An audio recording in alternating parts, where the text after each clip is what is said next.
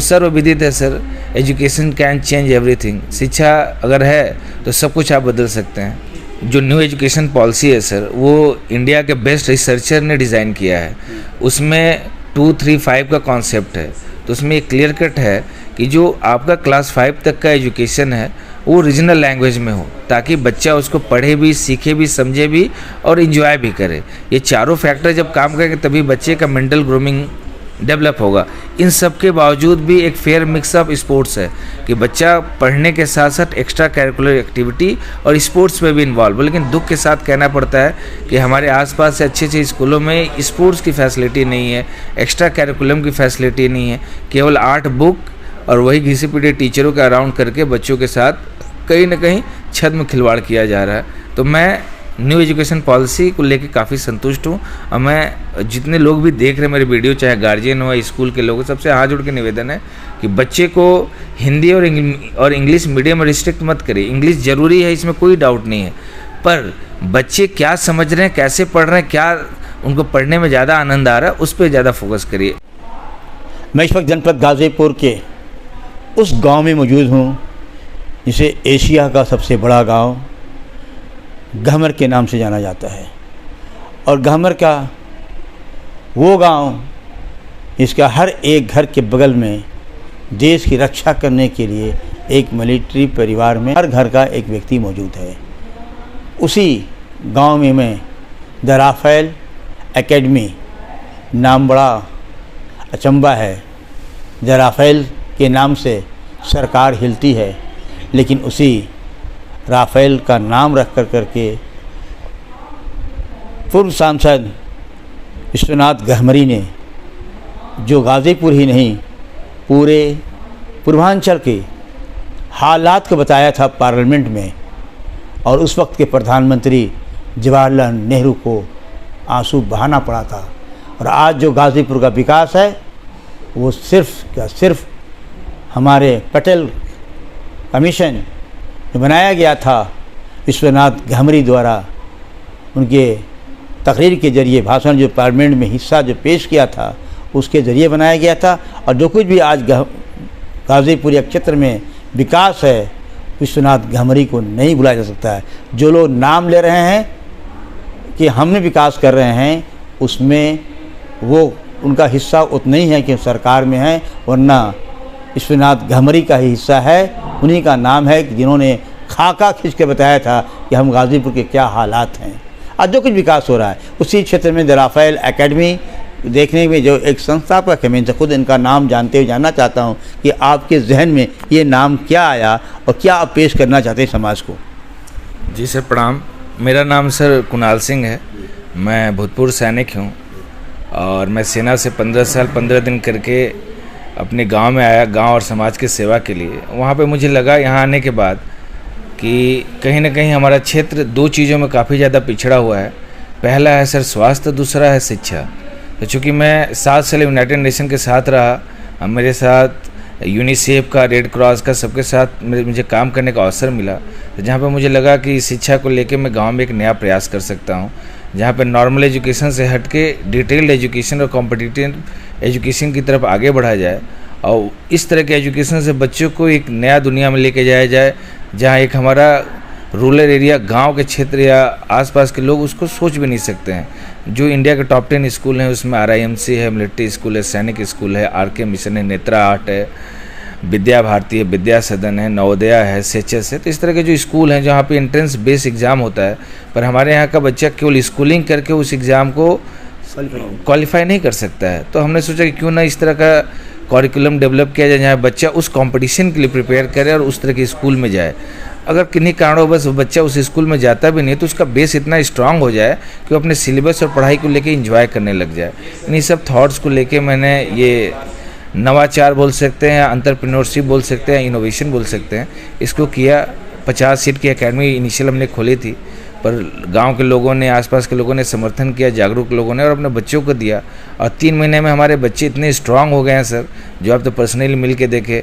चाहे आप मैथ से पूछिए, मेरा क्लास 3 का बच्चा 100 तक टेबल, 50 तक स्क्वायर, 30 तक स्क्वायर रूट, कुछ भी बताने के लिए तैयार है। World capital, geographical decision, Indian politics, current era, current history, middle history, कुछ भी आप पूछिए, इंग्लिश हो, हिंदी हो, सब तैयार है। तो बड़ा मुझे खुद जान के प्रसन्नता हो रही है कि हमारे बच्चों में भी वो दम और क्षमता है जो बाहर के बच्चे करते हैं और दिखाते हैं। तो हमारे बच्चे कहीं से भी पीछे नहीं हैं सर। आपके स्कूल का टाइम क्या है?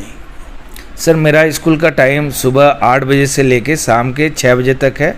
हम टोटल 10 घंटे बच्चों को अपने पास रखते हैं, जिसमें उनको 8 घंटे का हम डिटेल सिलेबसिंग कराते हैं। उसमें 6 सब्जेक्ट पे हमारा फोकस है। मैथ है सर, मैथ के तीनों पार्ट हैं सर, वर्बल और रीजनिंग। इंग्लिश के तीनों पार्ट हैं sir, grammatical, story narration, story orientation and self introduction.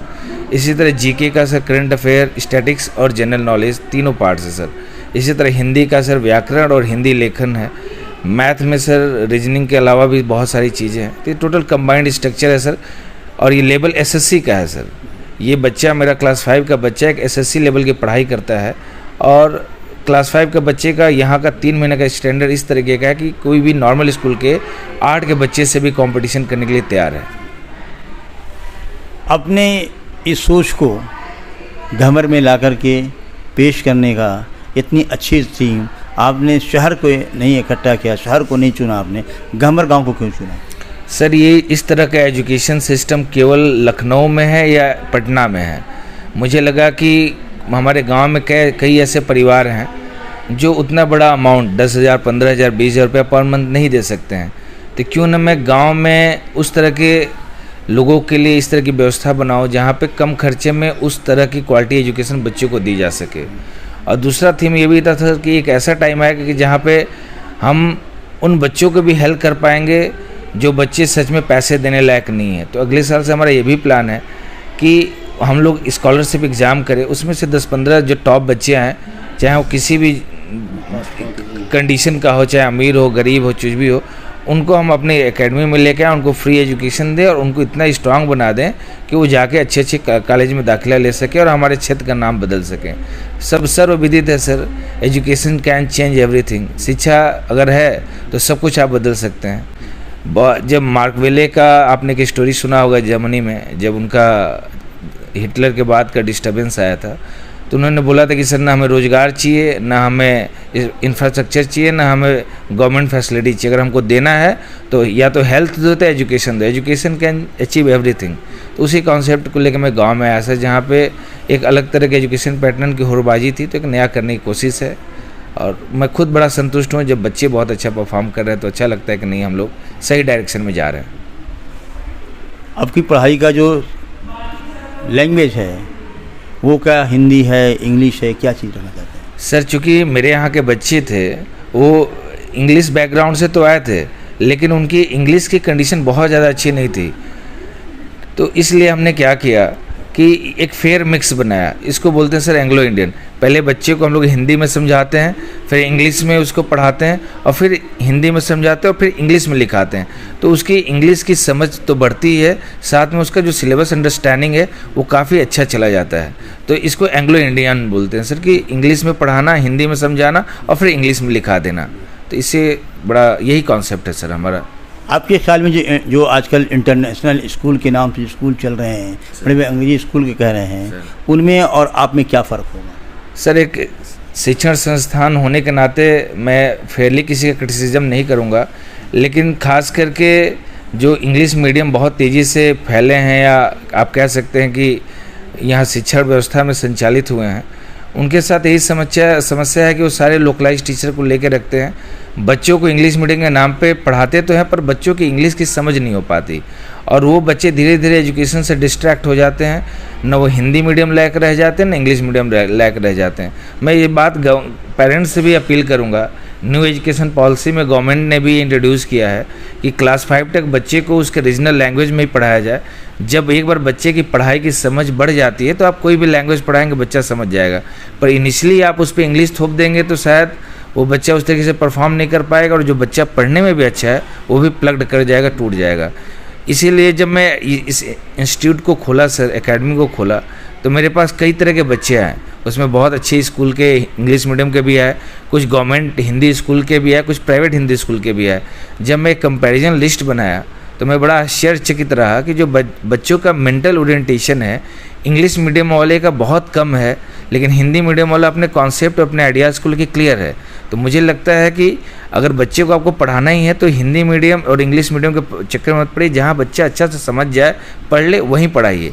और इन सब के बावजूद सारा एकेडमिक और एजुकेशन कहीं ना कहीं पेरेंट इन्वॉल्विंग के बिना भी अधूरा है। तो जब बच्चे इंग्लिश मीडियम के होते हैं तो हम लोग के लोकल गार्जियन या ग्रामीण क्षेत्र के लोग इंग्लिश तो समझ नहीं पाते, तो बच्चों के साथ इन्वॉल्व नहीं हो पाते हैं। तो बच्चा कहीं ना कहीं क्या पढ़ रहा है, क्या देख रहा है, कुछ समझ में नहीं आता है। पर वो बच्चा अगर हिंदी मीडियम का हो, उसके संग इन्वॉल्व होंगे तो बच्चे की एक चीज़ से आप परिचित होंगे, मेरा बच्चा कहाँ परफॉर्म कर रहा नहीं कर रहा है। तो मैं इंग्लिश को ज़रूरी मानता हूँ। इंग्लिश एक हमारे सोसाइटी के लिए या अपकमिंग लाइफ के लिए या आने वाले एजुकेशन सिस्टम के लिए इम्पॉर्टेंट चीज़ है, पर इतना भी इम्पॉर्टेंट नहीं है कि इंग्लिश के पीछे दौड़ जाए और बच्चा हमारा कहीं का भी न रहे। क्या महसूस करते हैं कि चाइना, जापान इस वक्त वर्ल्ड वार के बाद भी तबाह होने के बाद, ख़ास जापान अपने आप को डेवलपमेंट कर लिया अपनी मदर लैंग्वेज में शिक्षा देने के बाद, लेकिन हमारा भारत में मौजूद 20 साल से जो होड़ लगी हुई अंग्रेजी मीडियम की, इससे क्या निकल पाएगा या फिर उसे पुनः जाना पड़ेगा? सर, हमारा एजुकेशन सिस्टम लॉर्ड मकाले का एजुकेशन सिस्टम है, जिसके बारे में बहुत सारे रिसर्च भी हुए। जब न्यू एजुकेशन पॉलिसी आज से 36 साल पहले इंट्रोड्यूस की गई तो उसमें एजुकेशन सिस्टम को लेकर काफ़ी रिसर्च हुआ। तो वहाँ पे back free school, innovative school, detail discussion, characteristic पे बात करना, या बच्चे को स्कॉलरशिप की तरफ मोटिवेट करना, या बच्चे के दिमाग में रीजनिंग एबिलिटी डेवलप करने की बातचीत चली। लेकिन कहीं ना कहीं अब सरकार तंत्र का फेल्योर बोलिए, चाहे कुछ भी बोलिए, सिस्टम फेल्योर बोलिए, वो चीज़ें आ नहीं पाई। अभी मैं जब यूनाइटेड नेशन में था तो वहाँ पे मुझे हर कंट्री के एजुकेशन पैटर्न को देखने और समझने का मौका मिला। तो मैंने यूएसए में देखा कि छोटा सा बच्चा भी अपने स्कूल बैग, अपने पेपर और अपने स्टडी कैरिकुलम को लेकर रिसर्च एनालिटिक है, हर चीज़ को खुद से समझता है, खुद से देखता है, खुद से सीखता है, और उसमें जब कोई डाउट आता है तो वो अपने टीचर के पास जाता है। जापान में अप टू क्लास 3 उनको केवल कैसे पढ़ा जाए, लाइफ तुम्हारा कैसे हो, तुम्हारे डिसिप्लिन कैसे हो, आसपास क्लीननेस कैसे हो, उसके बारे में बताया। उसके बाद उनके पास सारा इलेक्ट्रॉनिक एजुकेशन है। लेकिन हमारे पास जब भी कुछ आता है तो टिल PhD हम कहीं पे भी प्रैक्टिकली इन्वॉल्व नहीं होते, थ्योरेटिकली इन्वॉल्व होते हैं। हमारा सारा रिसर्च पेपर पे होता है और जो भी हमारे इनोवेशन और आइडियाज़ हैं वो कहीं फेल हो जाते हैं। तो केवल पेपर पे पढ़ के अगर हम चाहें कि हमारा बच्चा ग्रो कर जाए या हमारा देश आगे बढ़े तो संभव नहीं है। कहीं ना कहीं एजुकेशन में इनोवेशन लाना पड़ेगा। बच्चे को technical education, research education, detailed education की तरफ लेके जाना पड़ेगा।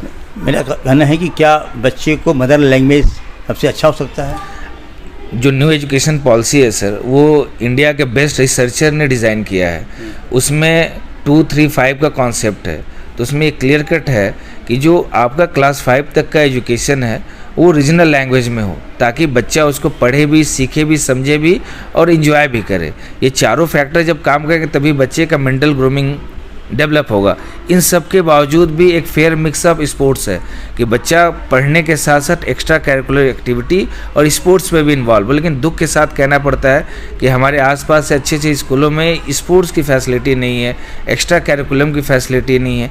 केवल 8 बुक और वही घिसे पिटे टीचरों के अराउंड करके बच्चों के साथ कहीं ना कहीं छद में खिलवाड़ किया जा रहा है। तो मैं न्यू एजुकेशन पॉलिसी को लेके काफ़ी संतुष्ट हूँ। और मैं जितने लोग भी देख रहे हैं मेरे वीडियो, चाहे गार्जियन हो या स्कूल के लोग, सबसे हाथ जोड़ के निवेदन है कि बच्चे को हिंदी और इंग्लिश मीडियम रिस्ट्रिक्ट मत करिए। इंग्लिश ज़रूरी है, इसमें कोई डाउट नहीं है, पर बच्चे क्या समझ रहे हैं, कैसे पढ़ रहे हैं, क्या उनको पढ़ने में ज़्यादा आनंद आ रहा है, उस पर ज़्यादा फोकस करिए। 5 तक बच्चा रीजनल लैंग्वेज में पढ़ता है, कोई प्रॉब्लम नहीं है। आप सबको पता है कि आज से 20 या 30 साल या 40 साल पहले, सर आपकी भी एज रही होगी, क्लास 6 के बाद ABCD पढ़ाया जाता था और वो बैच भी आज अच्छा इंग्लिश बोल लेता है और इंग्लिश की समझ अच्छा रखता है। तो हम आज ही से बच्चे पे इंग्लिश का एक अनरियल प्रेशर बना के कहीं ना कहीं उसको शिक्षा से दूर करने का काम कर रहे हैं। हमसे बात करने के बहुत धन्यवाद। आपने यकीनन देखा होगा कि राजेंद्र प्रसाद से अच्छी अंग्रेजी कोई बोलता नहीं था। उस ज़माने भी वो अंग्रेज़ी सीखा था उन्होंने, जो थे आपके क्लास 6 के बाद ही गवर्नमेंट स्कूल में ही उन्होंने शिक्षा हासिल की थी। जितने बड़े बड़े स्कॉलर्स हैं भारत के, ये सब की लैंग्वेज जो मदर लैंग्वेज थी में पढ़ाई किया था और आज पूरे भारत का नाम भी रोशन किया था आपने। तो मैं आज के इस संस्था में, द राफेल एकेडमी में आने के बाद महसूस किया हूँ कि जो इसके संस्थापक हैं, जो आपका पैगाम है कि आप अपने बच्चों को थोपे नहीं, बल्कि घर पे बच्चों को फर्स्ट राउंड जो है अपनी जो मदर लैंग्वेज की शिक्षा दें और उसके बाद बच्चों को ऐसी संस्थाओं में आप लाएं ताकि आपका बच्चे का सही ढंग से विकास हो सके। E72 न्यूज़ के लिए जावेद बिन अली की विशेष रिपोर्ट।